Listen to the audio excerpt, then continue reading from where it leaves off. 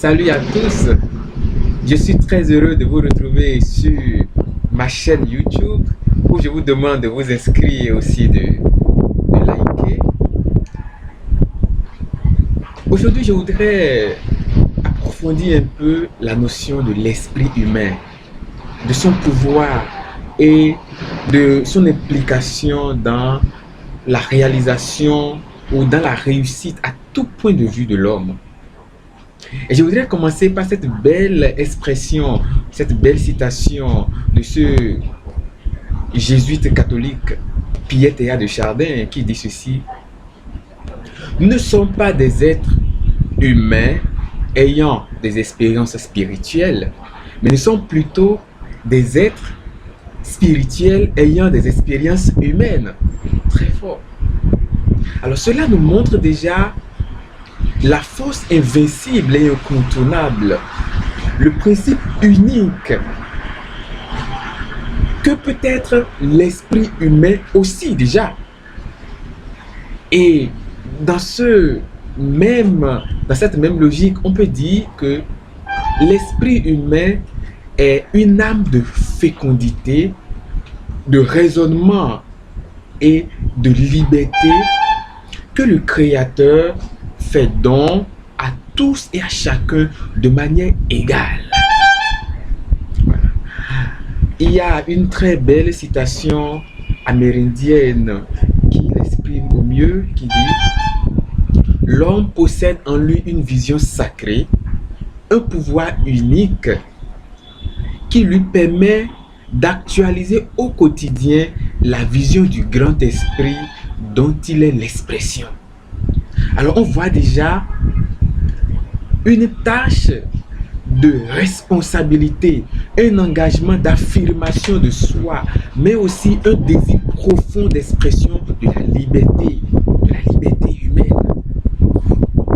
Et c'est ce qui fait que même dans les épreuves les plus dures de notre vie, même dans les échecs les plus incompréhensibles, même dans les incompréhensions, au cœur des turbulences, des tonnerres, au cœur de tout ce qui veut nous faire renier à nous-mêmes, nous avons encore le pouvoir et la force de nous affirmer comme étant quelqu'un.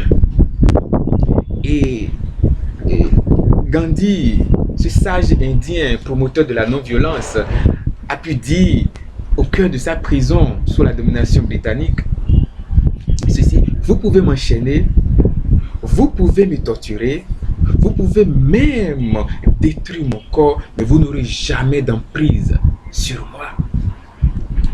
Alors la liberté, l'esprit humain est donc une force de résistance contre l'injustice, contre toute violence culturelle ou même religieuse, ou contre toute violence raciale.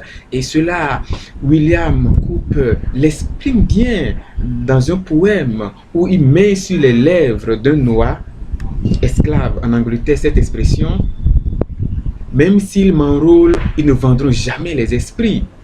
Je suis libre plus que jamais. Alors, l'esprit humain se dégage alors donc comme ce que nous pouvons appeler le dénominateur commun de tout homme, le principe unificateur de toute culture, et donc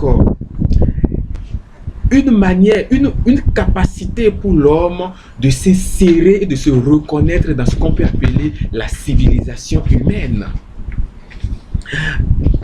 Donc, c'est donc cette force-là, universelle et féconde, qui permet à l'homme de penser, de créer, qui permet à l'homme d'être fécond, d'inventer, de découvrir, d'aller au-delà de lui-même, de découvrir les zones encore inconnues, d'aller, de se mettre hors de toute zone de confort, de marcher vers l'avant et de créer le futur. Il n'y a pas de crime à créer son futur. Et tous ceux qui ne s'engagent pas à créer leur futur, à rendre possible un futur noble, pêchent contre l'humanité. Et tous ceux qui le font rendent service à l'humanité. Il y a Abraham Lincoln qui dit ceci: il était 16e président des États-Unis, il a bien échoué avant de devenir président. Il dit, si certains sont capables de réussite et de grandes réussites, ce qui veut dire que les autres aussi en sont capables. Alors donc, tout le monde est capable de réussir. Tout le monde est capable de faire de grandes choses. Mais cela demande du travail sur soi-même. Cela demande un retour à soi-même. Cela demande de confronter son esprit avec les échecs, de confronter son esprit avec les obstacles, avec l'adversité, avec les zones d'inconfort. Cela demande de marcher même dans les ténèbres pour découvrir la lumière. Cela demande un travail véritable sur soi-même dans le monde.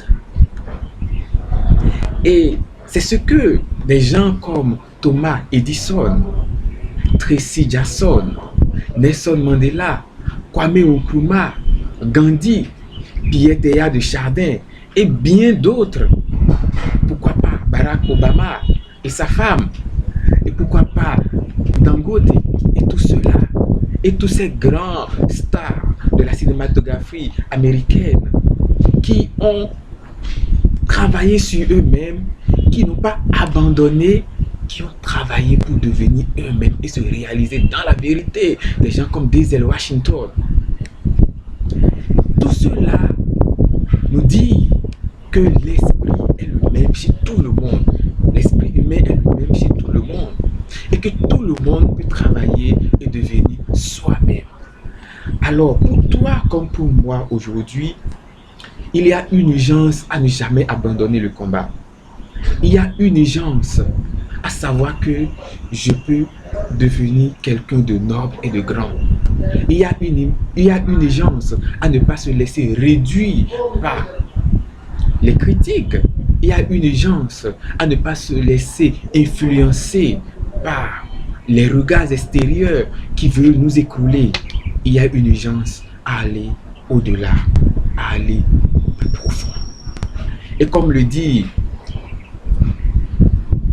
Martin Luther King, si tu ne peux pas courir, marche. Si tu ne peux pas marcher, marche.